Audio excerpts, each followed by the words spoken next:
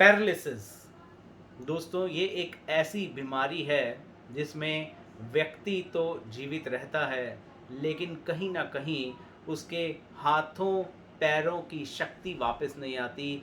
कहीं ना कहीं बहुत से लोग हैं जिनकी वाणी वापस नहीं आती, आवाज़ पूरी तरह क्लियर नहीं हो पाती। आज की इस वीडियो में मैं जगमोहन सचदेवा आपको बताऊंगा कि पैरालिसिस से प्रिवेंशन के लिए आप क्या करें और अगर पैरालिसिस हो जाए तो आप क्या करें। दोस्तों जिन लोगों को इवन पैरालिसिस हो जाता है उनको दोबारा अटैक ना आए उसके लिए भी वो प्रिवेंशन के लिए क्या करें, मैं वो भी आपको आज इस वीडियो में बताऊंगा। दोस्तों जगमोहन सचदेवा मेरा नाम है और एक्यूप्रेशर, रेकी, कलर थेरेपी इन विधाओं के माध्यम से मैं अलग अलग प्रॉब्लम्स का आपको इलाज बताता हूँ। सबसे पहले अगर हम बात करें रेकी की, तो किसी भी क्लाइंट को पैरालिसिस हो जाए तो उसके आज्ञा चक्र को, चूंकि उसकी बॉडी की नर्व को रीजनरेट करेगा, ब्रेन में जहाँ भी क्लॉट आया है या जहाँ पे भी हैमरेज हुआ है उसे रिकवर करेगा। दूसरा हार्ट चक्रा को, ताकि उसकी बॉडी में ब्लड का सर्कुलेशन अच्छा हो, हाथों और पैरों में जहाँ पर मसल वास्टिंग हो रही है वहाँ ब्लड सर्कुलेशन अच्छा होना भी जरूरी है। साथ में रूट चक्रा को, क्योंकि वो उनकी मसल को टोन अप करेगा। जिन लोगों की आवाज़ भी क्लियर नहीं है, अफेशिया हो गया, आवाज़ पूरी तरह चली गई है या क्लियरिटी नहीं है, उनके थ्रोट चक्रा को भी आप साथ में हीलिंग देंगे।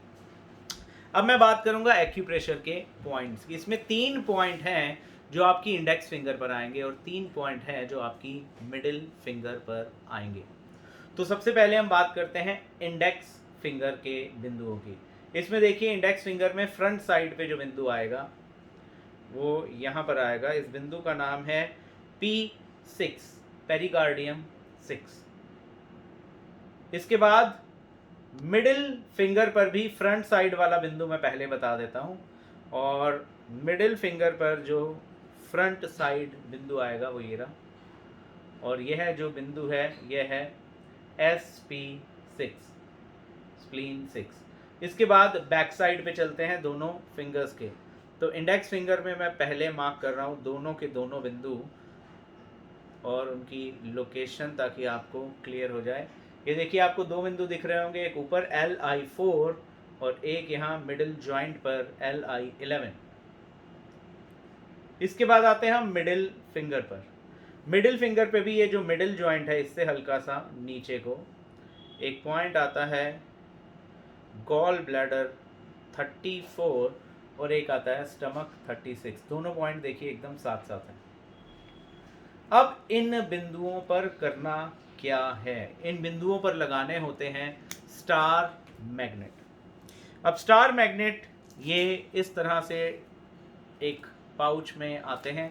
एक पाउच में 10 स्टार मैग्नेट होते हैं और जो हमारी एक्यूप्रेशर की किट है उसमें 100 स्टार मैग्नेट आपको मिलते हैं। 100 ball magnet, 10 chakra magnet, 10 cluster magnet, ball, ring, सब कुछ मिल जाता है उसमें।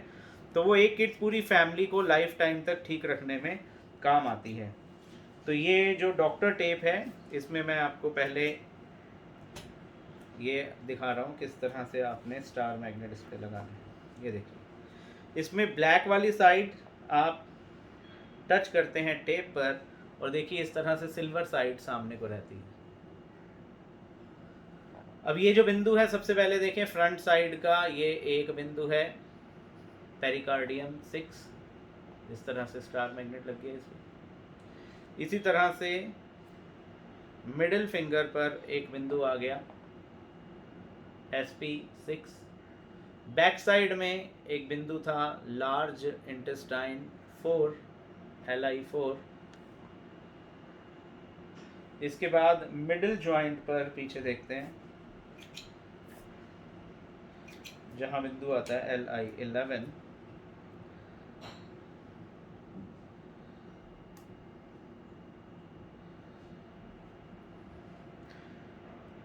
ये देखिए ये स्टार मैग्नेट एक लिया और LI11 पर लगा दिया ये। अब चूंकि ये वाले 2 बिंदु एक साथ हैं तो मैंने देखिए 2 बिंदु को एक ही साथ एक ही टेप पर लगा दिया और इन्हें अब मैं यहाँ पर मिडिल फिंगर पर ये मैं ऐसे लगा।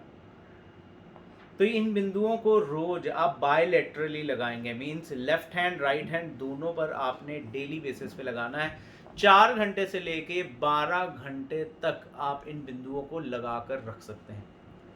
अब बात आती है जिन लोगों को अफेशिया हो गया, मीन्स वाणी या तो बिल्कुल चली गई है या वाणी क्लियर नहीं है, आवाज़ क्लियर नहीं है, स्पीच क्लियर नहीं है, तो इसमें 2 बिंदु ऐड किए जाएंगे। अब वो 2 बिंदु कहाँ आते हैं उसकी लोकेशन आपको मैं दिखा देता हूँ। इसके लिए मैं एक बार ये टेप्स थोड़ी सी हटा रहा हूँ ताकि आपको एकदम क्लियरिटी रहे कि हमने एग्जैक्ट कौन सा पॉइंट चूज़ करना है जो पैरालिसिस में आवाज़ अगर ना आ रही हो तो ये जो मैंने अभी पॉइंट बताया ये हाथों पैरों की वर्किंग को, इफिशियंसी को रिवाइव करते हैं। किसी का हाथ ठीक से नहीं चल रहा, किसी का पैर नहीं चल रहा, या हाथ पैर इवन पतले पड़ रहे हैं, तो उन सब में ये काम आते हैं। अब देखिएगा जो आवाज़ के लिए बिंदु आता है वो इस साइड आएगा, इंडेक्स फिंगर पर मिडिल फिंगर वाली साइड, और उस बिंदु को मैंने ये मार्क कर दिया है। आप देखिए ये जो मैंने एकदम राउंड में इस तरफ मार्क किया है। लगाना आपको दोनों हाथों में, एक बिंदु यहाँ रहेगा और दूसरा बिंदु ये आपको अंगूठे के जोड़ दिख रहे होंगे, इसमें एक ऊपर वाले जोड़ पर सेंटर में और एक नीचे वाले जोड़ पर सेंटर में।